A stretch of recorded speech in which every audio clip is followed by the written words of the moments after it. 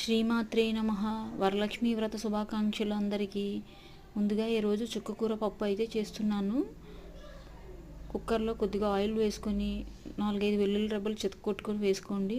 అలాగే కట్ చేసుకున్న ఒక పెద్ద ఉల్లిపాయ, 4-5 పచ్చిమిర్చి, కొద్దిగా కరివేపాకు, 2 కట్ చేసుకున్న పెద్ద టమాటోలు, 1/2 టీ స్పూన్ అల్లం వెల్లుల్లి పేస్ట్ వేసి బాగా మగ్గించుకోండి.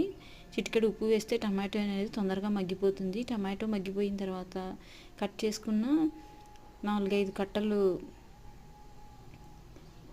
చుక్కకూర అలాగే నానబెట్టుకున్నాను. 1/2 అవర్ ముందు కందిపప్పుని, త్వరగా ఉడికిపోతుంది. సో 2 వేసి బాగా ఫ్రై చేయాలి. వాటర్ ఎగిరిపోయేదాకా ఫ్రై చేయాలి.